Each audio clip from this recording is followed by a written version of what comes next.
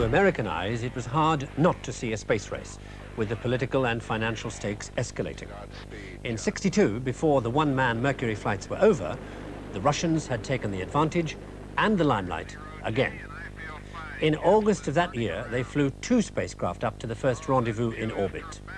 Space was in the headlines, and the fact that it shared the front page with a milestone of the Cold War, like the Cuban Missile Crisis, only served to underline the potential value of each space success in propaganda terms on the uncommitted nations. Space had become fully politicized.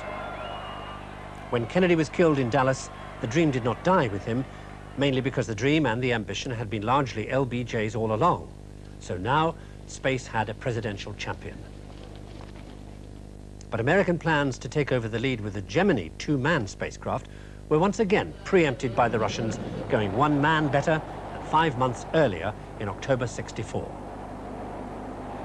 But through '65 and '66, Gemini flew virtually unopposed, trying out in Earth orbit the necessary steps to go to the moon, a journey which, even as they rehearsed it brilliantly, was being jeopardized by events beneath them in Vietnam.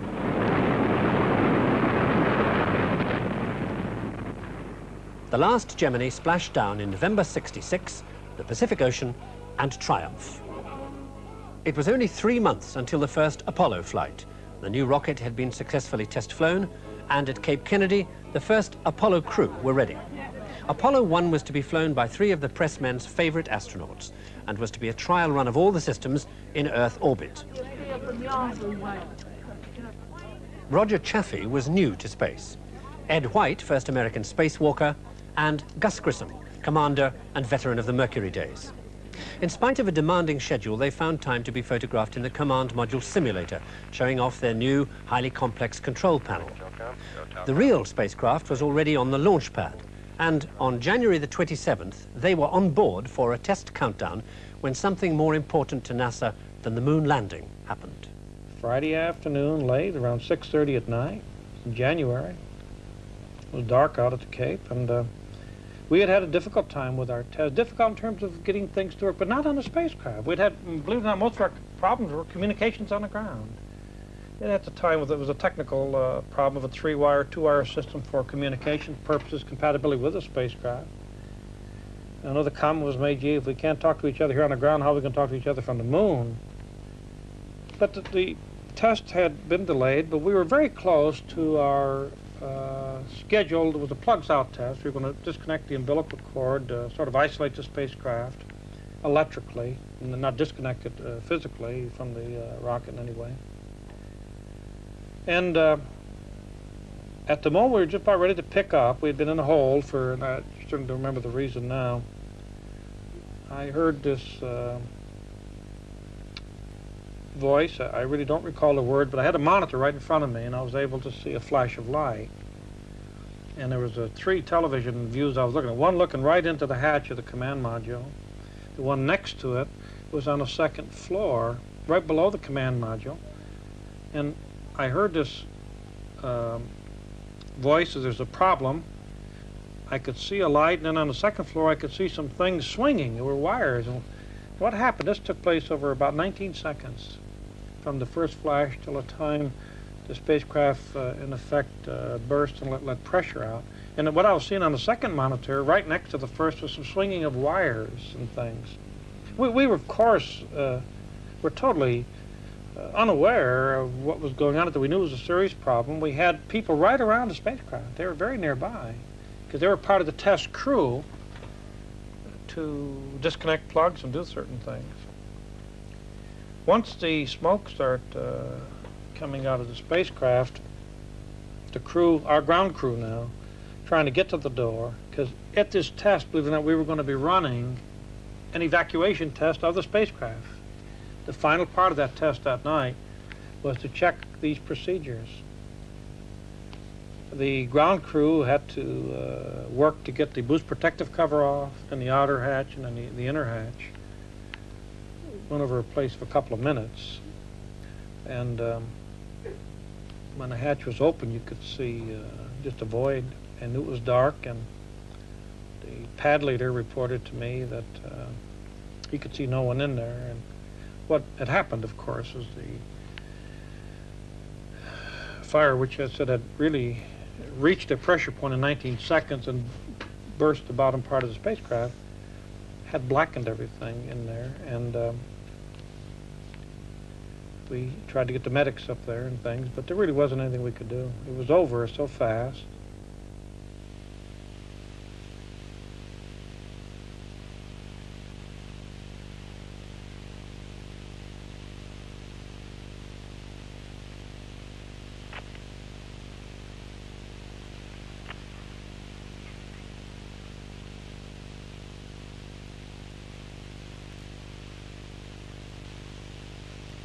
After the bodies had been removed, one reporter and one cameraman were permitted to record the scene.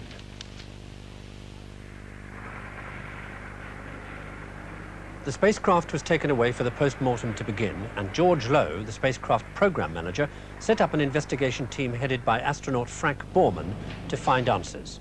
They found them, and they were appalling.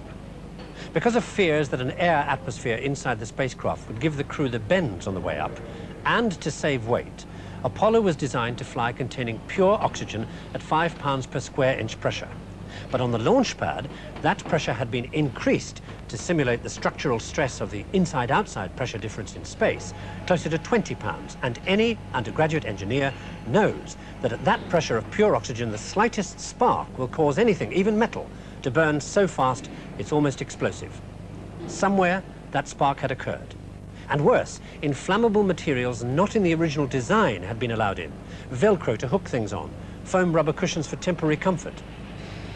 Most unbelievable of all, NASA itself had commissioned a report 3 years before that had stated categorically how dangerous this situation would be. And so had the contractors themselves. Neither group had read those reports, it seemed.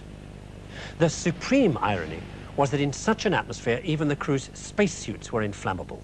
We missed that point in the understanding of what we were dealing with. Oxygen and a massive amount of flammable materials and a spark possibility. We missed that point.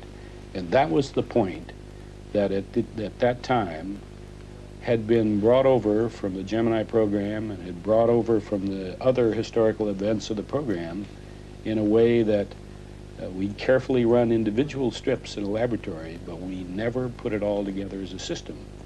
And we put all other systems together as a system and ran them. And that was, to me, a major blind spot in the Apollo program, and one which, as a program manager, I really can't see why we missed it, but we did. To the outsider, though, I mean, to the outsider, it looks so incredibly obvious yeah, that you should have done that. So simple and so obvious. And there isn't any answer to that. One of the things that I've noticed on other projects as well as this one, as you get close to the ultimate payoff of the project and the ultimate usage, you begin to go faster and faster and faster. And sometimes it'd be just as well if you go fishing for a day or two and stop and think. There were many, many people who went to the president and urged him to stop this. Some of them said that I was a killer, that they should not let me fly these equipments. And yet, with the president, as we developed the relationship, he always, whether it was Kennedy or Johnson, took a very simple position. Fly when you're ready and don't go until you're ready. Don't let the political pressures force you to go too soon, and don't hold back if the time is right. If the time was right for Apollo 1, the strange thing is why they had already redesigned the spacecraft. The new Block 2 spacecraft, as it was called, had a hatch that opened outwards. The dead crew hadn't been able to get out because theirs opened inwards. Well, it wasn't good enough yet. That's what we learned with the Apollo 1 fire, was that we weren't quite good enough. And look at what happened after that fire. The first time we put man in the Block 2 spacecraft, the one that was redesigned under a new management system, that worked essentially perfectly, minor problems. And the second time we put men in it, we sent Jim and Frank and Bill around the moon. So that's the kind of confidence that doing things right will build. I disagree with you, Jack. The Block 2 spacecraft was already designed. There were some modifications to it. Those modifications were already in work before the fire ever took place on the first spacecraft, before those guys ever got killed.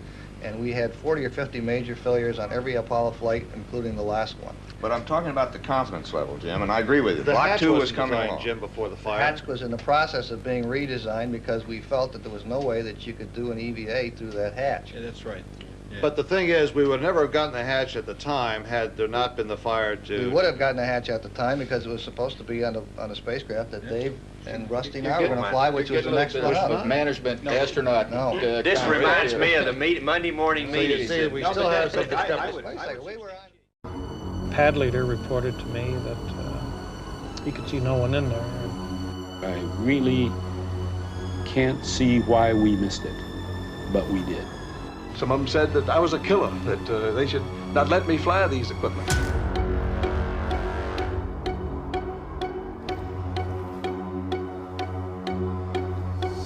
Some of them said that I was a killer, that they should not let me fly these equipments.